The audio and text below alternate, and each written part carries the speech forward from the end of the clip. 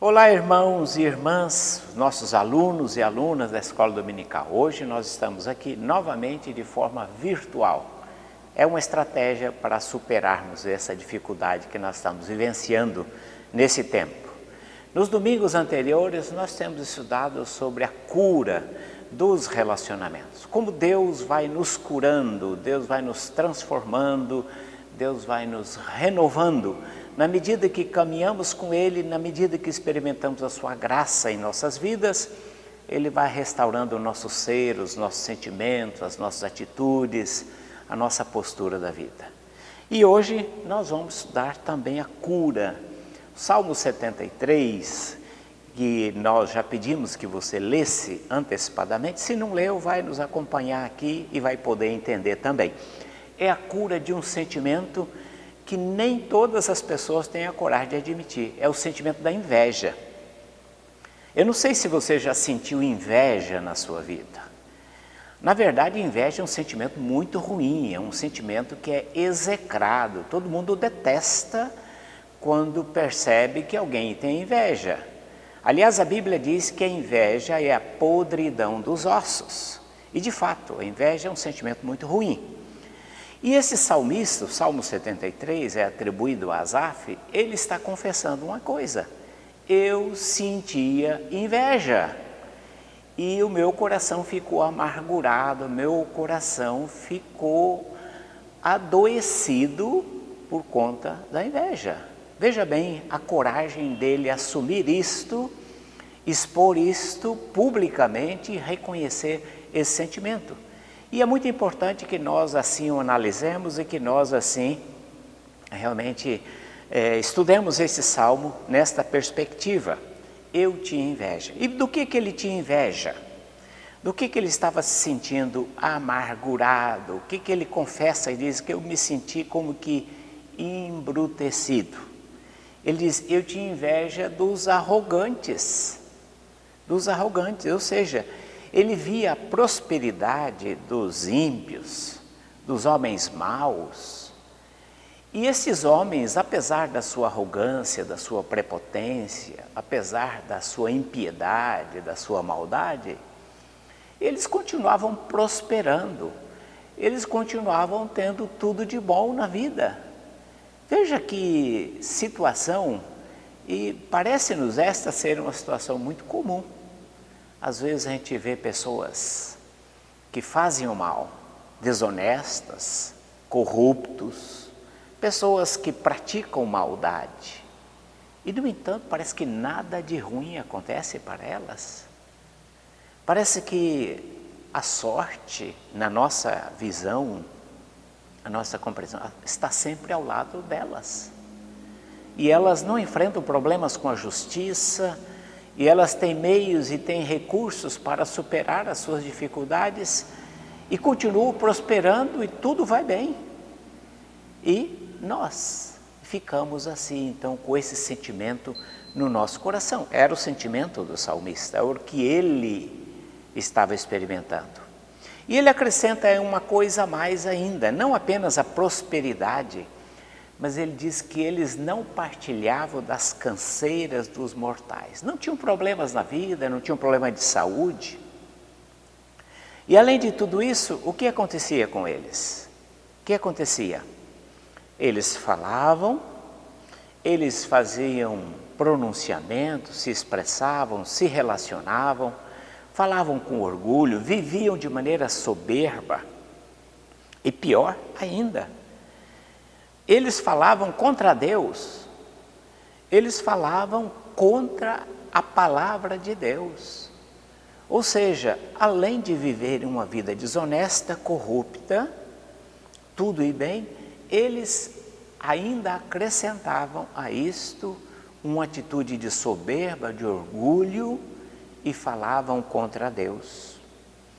E ainda perguntavam, como sabe Deus? Deus não existe, é como se Deus não existisse, Deus não se importa, Deus deixou tudo isso para que vivamos, nos apropriemos e vivamos enquanto pudermos desfrutar e fazer o que bem nos interessa. Pois bem, os ímpios tinham esse sentimento. E era esse sentimento e atitude que estava incomodando. O salmista diz, eles fazem essas coisas, eles agem desta maneira e nada de ruim lhes acontece. Enquanto o salmista estava pensando e refletindo sobre isto, diz o texto bíblico, ele diz que veio ao seu sentimento, ao seu coração, à sua mente, a compreensão que nada valia a pena. O sentimento que andaram a vida reta, obedecendo a palavra de Deus, era coisa inútil, era coisa em vão. Ele diz, inútil guardei as minhas mãos, o meu coração na pureza, na inocência. Era esse o sentimento do salmista. Inutilmente conservei puro o meu coração e lavei as minhas mãos na inocência.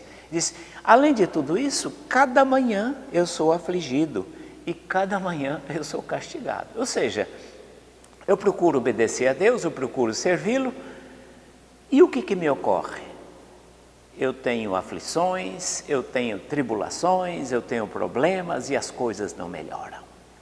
Esse sentimento de inutilidade de uma vida cristã, esse sentimento de inutilidade da obediência, esse sentimento que de repente não vale a pena servir a Deus. Afinal de contas, eu sirvo a Deus, mas Ele não me guarda. Eu sirvo a Deus, mas Ele não me protege. Eu sirvo a Deus, mas não sou recompensado por uma vida justa, reta, boa e obediente.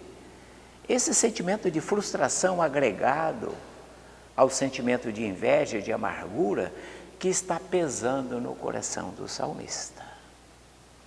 Convenhamos, eu creio que todos nós já sentimos isto. Olhamos para pessoas que fazem o mal e tudo vai bem para elas. Nada de ruim lhes acontece. Convenhamos que às vezes nós temos um estilo de vida, procuramos pautar o nosso estilo de vida pela palavra, e às vezes o que colhemos, pelo menos momentaneamente, não são exatamente bênçãos, mas às vezes infortúnios, aflições, dificuldades, enfermidades e assim por diante. E ficamos nos perguntando, o que é que está errado? Por que Deus se esqueceu de mim? Por que Deus me abandonou? Por que Deus não se volta para mim e alivia o meu sofrimento, a minha dificuldade? Por que tudo isto? Este era o sentimento do salmista naquele momento. Agora, o que mudou? O salmista, ele conta desse sentimento, ele conta da inveja, da decepção, da frustração, mas de repente ele muda a sua postura. Se nós lemos o Salmo até o final, nós vamos perceber que há uma mudança radical no seu sentimento, há uma libertação, há uma transição muito grande na sua vida, no seu pensamento, na sua maneira de encarar. Ele mesmo admite que quando eu pensava nessas coisas, eu considerava que isso era uma tarefa muito difícil para mim para entender. E há uma frase que nesse texto, ela é singular, que diz assim, até que eu entrei no santuário do Senhor, então eu entendi. Aqui está a transição, aqui está a chave, diz. Todas essas coisas eram difíceis de entender, pesadas. Todas essas coisas eram incompreensíveis até aquele momento. Mas o salmista diz, até que eu entrei no santuário do Senhor, aí então eu entendi. E o que o salmista entendeu? O que o texto bíblico diz que ele entendeu? Ele entendeu que os ímpios, eles vão ter um final claramente previsto. A Bíblia diz, eu atinei com o fim deles. Tu certamente os colocas em lugares escorregadios e os fazem cair na destruição. Ou seja, ele entendeu que aquela situação de prosperidade, de bem-estar, que tudo ia bem com os ímpios, aquilo não seria uma situação definitiva para sempre, mas uma situação claramente temporária, ocasional. Não seria para sempre assim. Este foi o entendimento do salmista, a percepção que eles estavam temporariamente. Tudo bem, mas aquilo era uma situação escorregadia, frágil, movediça, instável, e seriam certamente destruídos. Portanto, o salmista, a partir dessa experiência de adentrar o santuário, e ali cultuando ao Senhor, e ali em oração, ali em comunhão com os seus irmãos, ali ouvindo a palavra, ele teve uma percepção que isoladamente, enquanto sozinho, isolado, ele não tinha. Mas quando ele adentrou o santuário, quando ele estava ali naquele momento na presença de Deus, cultuando, ouvindo, em comunhão, ele teve percepções que, isolado e aprisionado nos seus próprios pensamentos, ele não era capaz de perceber. Vejamos que tipo de conclusões nós podemos tirar dessa experiência do salmista. A primeira delas que eu gostaria de deixar com vocês nesta manhã é o problema das comparações. Nós, às vezes, ficamos fazendo comparações. Comparamos a nossa vida com a vida de outra pessoa. E nós, às vezes, ficamos preocupados em tentar medir a sua vida pela vida das outras pessoas. E esta é algo muito importante que nós devemos tomar cautela. O nosso critério de comparação não são as demais pessoas, mas nós devemos olhar para o Senhor Jesus. Olhar para a vida dos homens e mulheres de Deus narrados nas Escrituras. E ali nós vemos o testemunho claro da atuação, da intervenção de Deus, do livramento e de como Deus trabalhou. Mas a princípio toda comparação é inútil, é vã, porque cada pessoa é única, cada ser é único e Deus nos trata de maneira individualizada. Aquilo que você pode olhar e que é provação na vida de uma pessoa pode ser bênção para você. Aquilo que você pode olhar e ver como bênção ou prosperidade na vida de outra pessoa, na sua vida, de modo específico, aquilo pode ser motivo de queda, de destruição, de problemas para a sua vida. Portanto, não se compare, não fique olhando ao redor e não fique comparando a sua vida com outras pessoas, porque esse é um tipo de processo que é inútil, que é vão, porque Deus te trata de maneira individualizada. A segunda lição que aprendemos deste texto é a questão do foco da nossa vida. Onde está o nosso foco? Qual é o meu objetivo de vida? Qual é o meu projeto de vida? Quais são os meus valores? O que é riqueza para mim? Quais são as coisas que eu tenho por objetivo ter e usufruir na minha vida? Então, às vezes o nosso foco pode estar errado, às vezes o nosso foco está em coisas materiais, em riquezas, em bens transitórios, em bens que vêm e que vão. Onde está o nosso foco? Pode ser que o problema do salmista, da sua inveja, da sua amargura, do seu ressentimento, estivesse no fato que ele estivesse colocando como foco bens materiais, posses. Mas, à medida em que ele entrou no santuário, ele percebeu que os verdadeiros bens materiais, os quais e pelos quais valem a pena na nossa vida, não são necessariamente bens materiais. Ele está dizendo, tu és a minha riqueza. Ele descobriu que Deus, somente Deus era a sua riqueza. Diz, que mais tenho eu no céu? Não há outro em que eu me compraza, que eu me alegre aqui na terra. Ele descobriu que Deus deve ser a nossa fonte de alegria e não necessariamente os nossos bens materiais.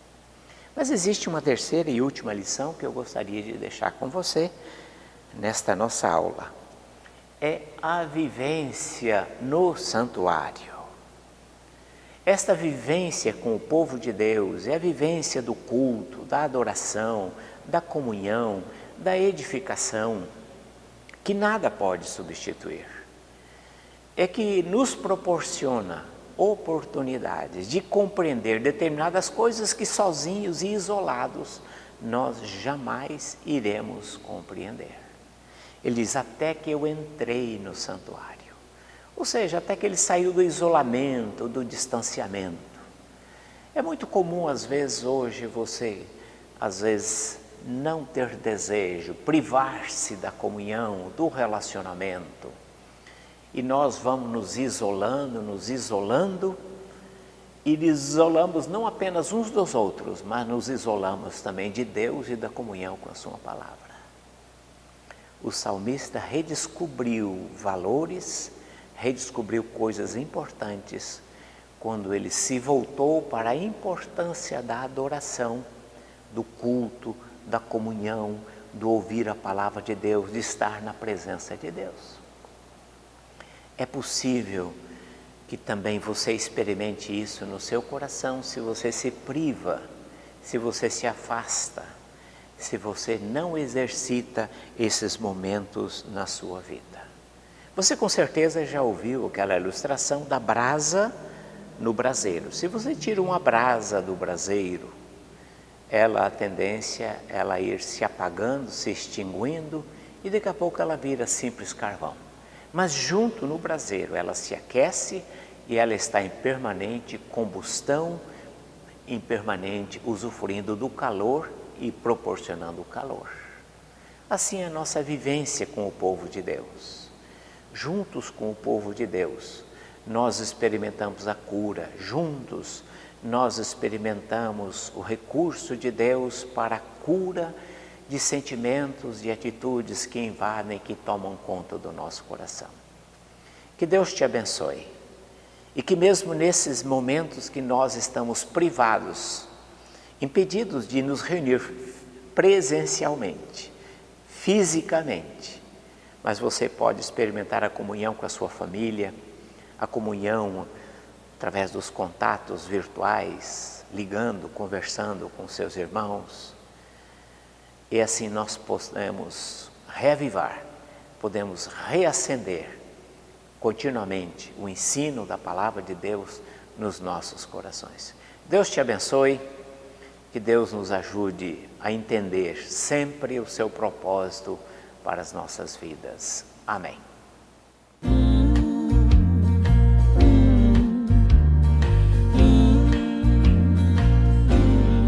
Vem aqui no meu coração, sinto às vezes como um turbilhão que me ataca e joga no chão toda a esperança que restou. E então olho em volta e me sinto só, mesmo havendo gente ao meu redor, e percebo que o lugar melhor é ficar juntinho de quem é maior. Acalma minha alma, aquieta aí, o Pai tá cuidando de tudo pra ti.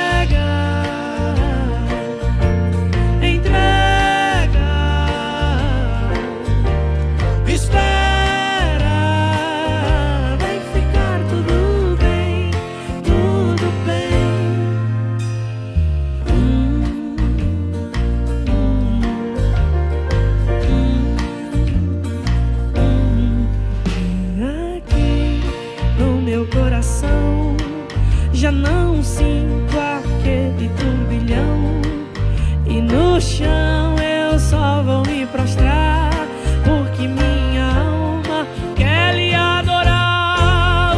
Os meus olhos olham para o céu e recordam que Deus é fiel, e é de lá que o socorro vem, porque seu cuidado sempre vai além, além.